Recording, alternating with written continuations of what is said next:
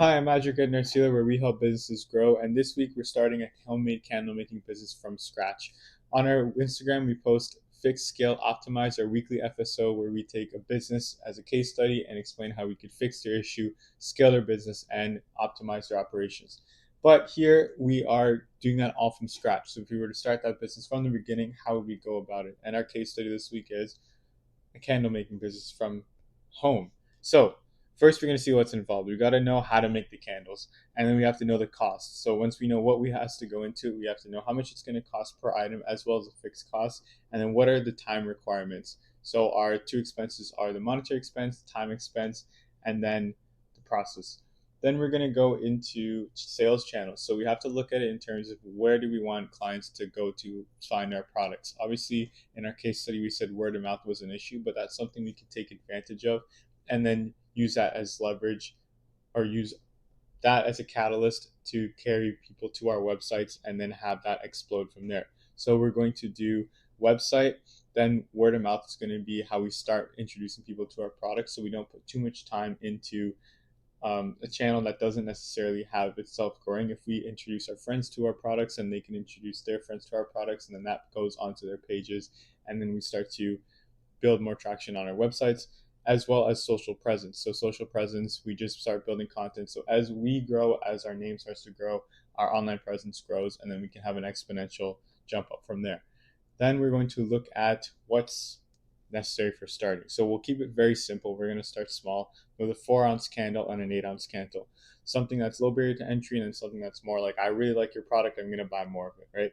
We're going to do 5 base scents, so it's very easy for customers to have their go to and it's consistently there. And then 3 seasonal ones to keep the engagement going, keep the interest up, especially if you're a customer that's been there for quite some time and you're like, I want to try something new. Seasonal's perfect, and that opens up room for if we see a lot of demand for one seasonal item, and as we scale we can bring in a 6 base scent or a 7 base scent based on a seasonal performance or the performance of the seasonal reviews. We're going to do 100 candles per month as our base, which will change. We'll notice that, but we're going to say, let's say 100. Out of the 100 that we have, 30 are going to be premium, which is going to be stick wicks, but have that crackle. And then you have cotton wicks, which is just normal light, you light it and then it smells good. So we want that 30-70 split from premium to regular to create that difference. And then we're going to look at supply costs. So this is important to look at because this affects your variable cost across the boards. Each item, each final product costs a certain amount. So we're going to look at it from, okay, what's needed. So we have wax, fragrance oils, candle containers, wicks, color, dye, glue gun, even something as a glue gun where it's like a little drop of glue at the bottom of the container and we put the stick in there.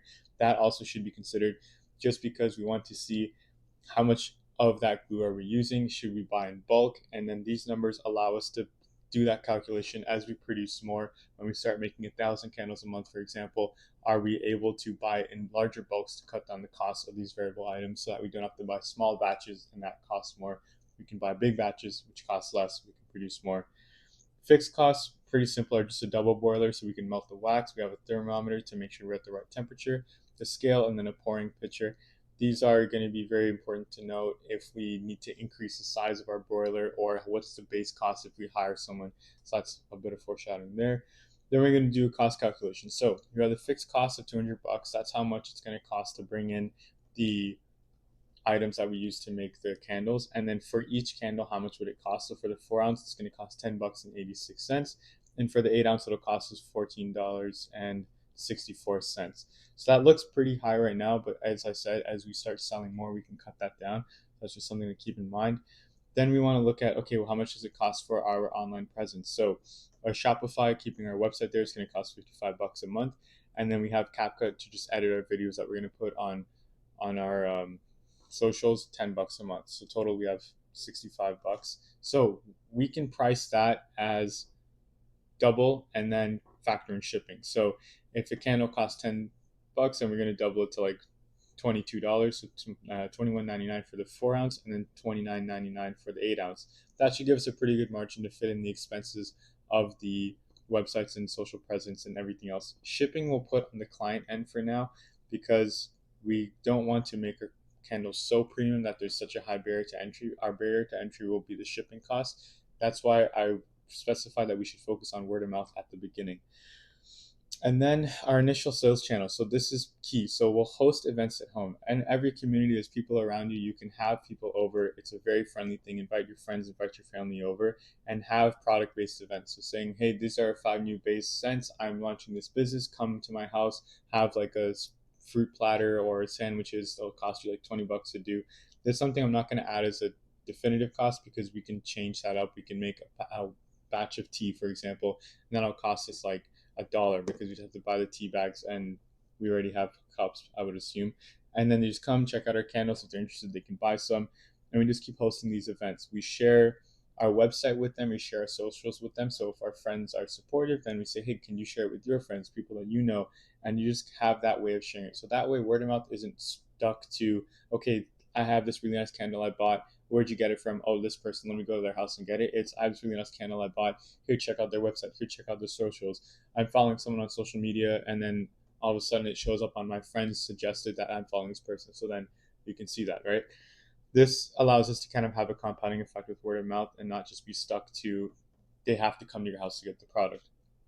And then we share Instagram, as I said, and we meet their friends. So that's very important. It says, hey, who else do you know that would be interested in this? Invite them over for the next one. Bring more friends, and you just keep compounding that.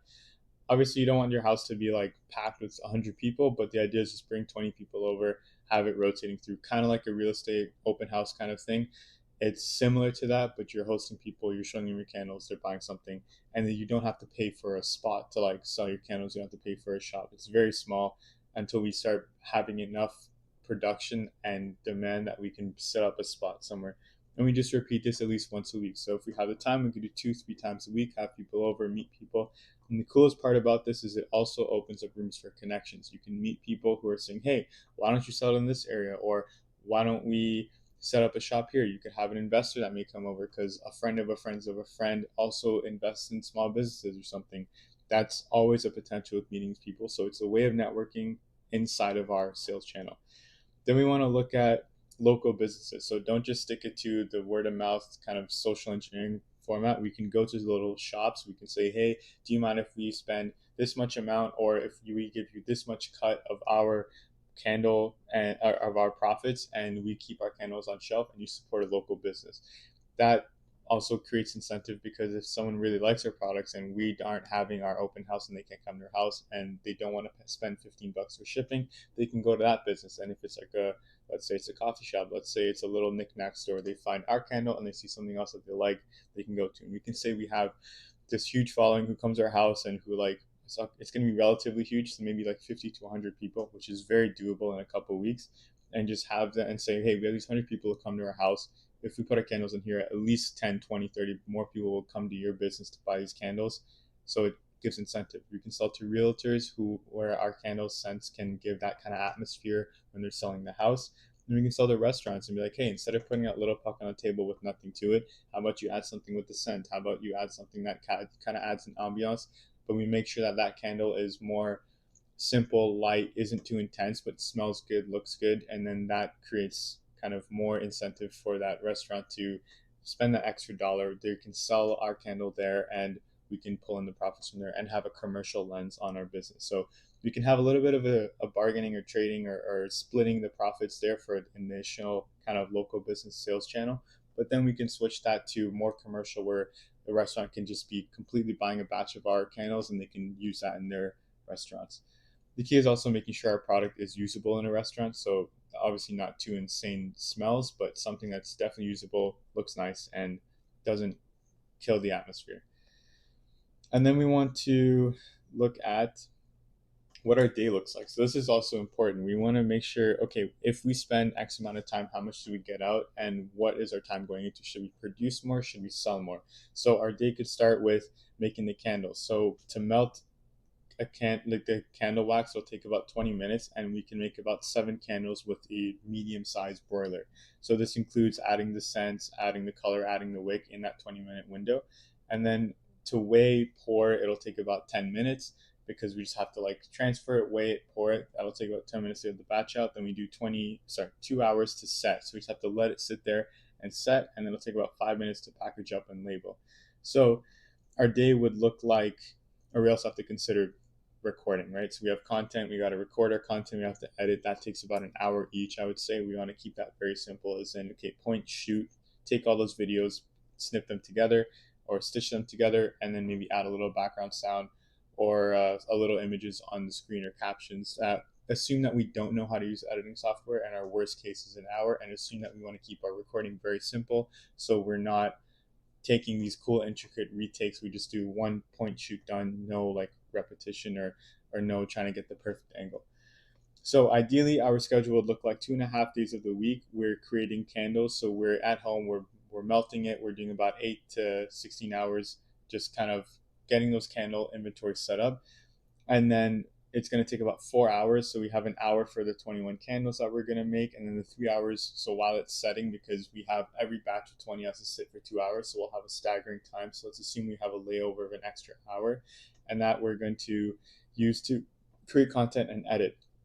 So that 4 hour days, we're just working and we're not putting too much time into kind of creating a lot of inventory right now, because we want to be able to sell what we make, and we also want that initial investment to be as low as possible. So then on the other days, we're selling. We're just getting our products in front of people. We're hosting events at home. We're going to local shops. We're reaching out to businesses. We're doing a lot of cold outreach, like emailing these businesses and saying, hey, we sell these candles. Would you be interested in meeting and seeing what we are selling? So for a cost calculation, if we say we're going to make 200 candles a month, before I go there, actually, first thing to know is when we're starting, we're going to do small batches. So we'll maybe make 10, then we'll invite people over, we'll show them what it's like. If that all sells, we'll go up to 20, and we'll slowly increment. And if we can get those batches of 21 out per week sold, we're good to move on to a larger batch. So assume that our total batch ends up being 200, and then we're looking at making that fully available, and we know that's going to be sold. We're going to look at having around half 4 ounces, half 8 ounces. So we're selling a total of 1,000. It's going to cost us It's going to cost us $1,086 for the 4 ounces and $1,400 for the 8 ounces. So plus the website, it's going to be 65, but that's something we just want to total in. So our total ends up being 2,605. That's our expense for the month to create the supply. Then we're going to look into selling calculations. So to break even, we need to sell 50 of each, or we can sell 119 of the 4 ounce or 86 of the 8 ounce. Obviously, since we're splitting 50-50, we can't sell 119, so we want a little bit of spillover with the 8 ounce.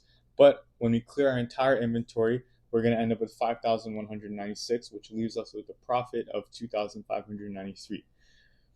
A key to note before I go on to making that a bit easier, we also have a barrier to entry that we've been showing, which is the shipping. That makes it harder for people to order products, because instead of spending $30 on a candle, you're spending 30 plus 15, making it $45 for the candle, where people in your area are spending only 30 for that candle. So that's going to cause a lot of issues when people decide, hey, I need to get a new candle. Should I order one? They're going to want to order in bulk. They'll order less frequently. They may order 3 for the year or whatever, or for a few months, instead of ordering a batch and using it very quickly. They'll be more sparing with it, because that shipping is a factor to consider. So we also want to look at not paying ourselves, because when we get into the scaling point of view, you'll notice how we want to make it so that we have a little bit of leverage of bringing people in. So for now, just consider that this profit is something that we have to put on the side that we can use to save to make a next step in our business. So let's look at also selling on Amazon. If we can cut out that $15 of shipping and maybe take on the burden of selling, what does that affect us? So if we go back to what would happen if we took on the $15, right? We would have to increase our price. It'd be harder for people to buy, and we have to take less of a profit, because each item is going to cost $15 to sell. But on Amazon, our expenses end up being $5 per item for fulfillment. So that's the shipping. And then we end up with a holding fee of $22 a month. So, and in the case that we have to dispose of everything, like nothing sells, we should play this as a contingency, saying that we either have to get it shipped back to us or completely get rid of it. It's going to cost 50 cents per item. That ends up meaning that our entire inventory, if we put that entire inventory of 200 candles on Amazon, we have a fulfillment cost of $1,000, holding fee of $22, and then disposal is going to cost $100. So our monthly expense goes up to $3,727 to produce our supply and have it sellable on Amazon, which leaves us with a profit of $1,471. But the key is customers do not pay for shipping, and the product gets from they're from the website to them like this. It's no longer like you got to package it up, then you have to send it to them. It takes 10-15 days to get there. No, it's just we already have it at the warehouse. Amazon warehouse just packages it, sends it, it gets to them overnight. So even if it's someone that can't make it to your hosting event at home or can't go to local shops, they can go on your website, they can click the link, brings them to Amazon, places the order, and ends up at their house overnight. So especially most people are Prime members. I mean, if you're not a Prime member, it'll take a day or two to get there. That's much better than what it would cost for if you're not a Prime member or if you're doing like the $15 shipping, right? So this makes it much easier, and we don't have to worry too much about if we have like 100 orders. We don't have to package that up very quickly. We can package as we create and then just send that out to Amazon's warehouse, and then we're good to go. We don't have to worry about bringing it to the post office, labeling, and all of that. So at this point, we can start to scale because now we're producing, we have a demand, we have our social presence, we have our day scheduled, and we have an avenue for customers to buy more products, and we can find it on Amazon. So let's start to scale.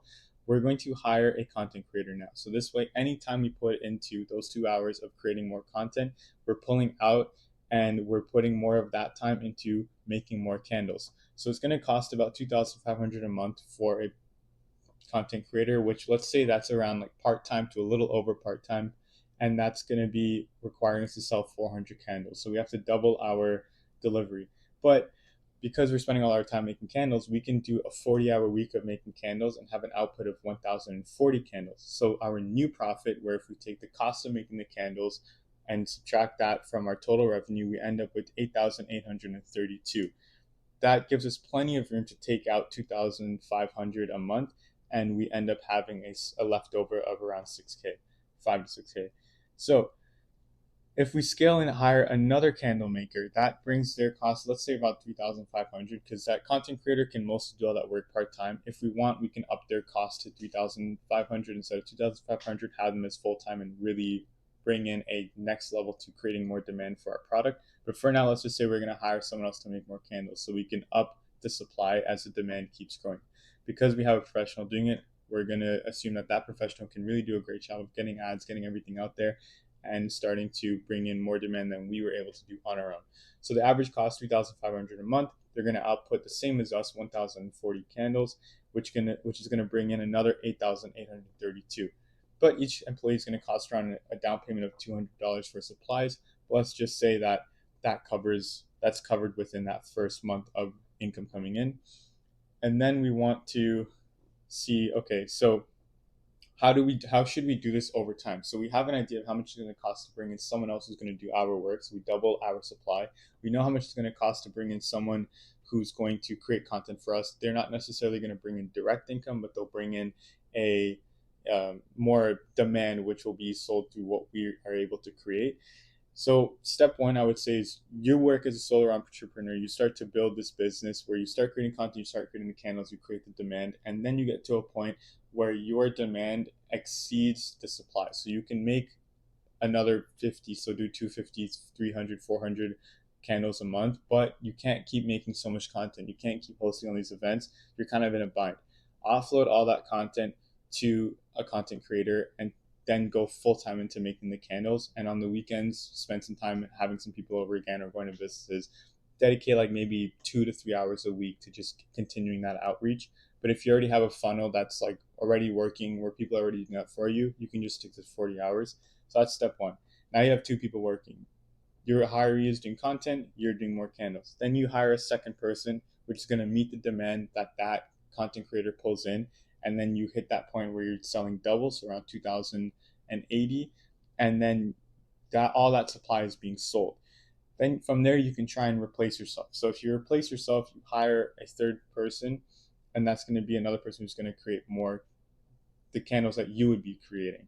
So look at what the pricing like that looks like. So assuming we have 4 employees now, we have the content creator, we have 3 candle makers, and we have a total of 4, right? We're excluding ourselves from the pavement. We're going to pay ourselves through the profits. So we have 14,000 in expenses, which just takes the total income we have to pay the labor cost we have to pay the people we've hired. We want to look at profit before. So profit before labor, we're looking at each profit comes in at $8,832 times 3, which is the 3 candle makers. So we end up with $26,000. With $26,000, we end up with a total profit every month of $12,000. So that includes the labor costs because we've deducted that $14,000, and that includes the cost to create the each candle that we've deducted from the initial profit before labor.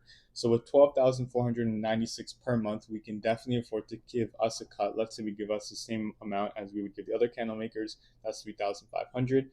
Or we can bring in another content creator if we'd like, and that can definitely add more to us. But we're pulling in easily 9K a month for us. And at that point, we can really start to pay ourselves a decent amount instead of just paying us what we need to stay alive. And then that way, we're at a nice comfort point of view of earning around 10K a month, and we can put as much as we want back into the business and take out what we need. At this point, we could look to continue to hire another social content creator, or we could optimize. So with optimization, we want to look at adding a website chatbot. So we're no longer having that content creator also answer questions from customers and handle all of the incoming emails. We have a chatbot that handles questions on the websites, that can provide product recommendations. They can have a conversation with the customer and say, hey, this would be perfect for you. This would be perfect for you. Have a check our new releases. Bring them into our email listing. We can also automate the editing so that content creators' time now is completely cut in half. We can pay for an editing tool that they can use that'll automate half of it for them, so their time is saved. We don't need to hire another one who's going to split their time. We can use flows to do more outreach. So we can have emails scripted, and we can get that automated, sent out to businesses that we can source or the content creator can source, and we can build more reach across the board. We can set up loyalty programs now, so this way customers feel more incentivized. It works as more of a compounding effect. We can keep tabs on how customers are enjoying our products, not enjoying our products, for the frequencies. They're more incentivized to buy more, especially because we're creating more demand through the loyalty program, buy one get one free kind of thing. And that way we can look to bringing in another candle maker and expanding that way. We can sell candle related items, which will be huge as well, because you're not just buying, for example, a candle by itself. You could buy a set of 3 with a lighter. You could buy a candle with the candle warmers if you don't want to go with the fumes. And this opens up a door to sell to larger retail spaces that are worried about the flame issue. We can sell the candle warmer with a pack of 3 candles, which are perfect for their business because it'll smell good, it'll look good, it'll have this kind of ambiance to it, but there's no flame, no concern of anything burning down. So with that in mind, we've been able to cut out any aspect of being, okay, we need to hire more content creators because it's going to take so much time. We've optimized that factor. We've gotten rid of any issues that may be holding us back with customers asking us questions. We create more demand, and we've expanded our supply chain or our product availability. So it's no longer just candles, it's now candles and paraphernalia, which allows us to do so much more. So as a entrepreneur here, we can decide, do we want to build a shop or something? Can we take some of that profit and invest it into a larger space to produce more? Because if we're working with a vat that can boil, or that can melt the wax, that does double what we do, we can produce 40 candles in an hour instead of 20 candles in an hour. We don't need to hire more people. We can stick to our 3 and they can double their output. We can hire someone at half the price that can just do packaging, labeling, and all the other candle makers, all they have to do is just pour the wax. So there's many ways that we can tweak this and take that profit, but that profit of 12K makes it very easy for us to do so much more if we just held back with paying ourselves initially. So I want to say thank you for watching. If you have any thoughts on this, comment. We'd love to hear about it. Like, and then subscribe for more. We're going to be posting a branding version of this on Friday, where we investigate how we can brand this candle making company from scratch to really have a appealing, I would say luxurious point of view on how people would be more incentivized to buy from us rather than other candle making shops. And of course, hit the notification bell if you want to find out when our videos come out. Have a good day. Adieu.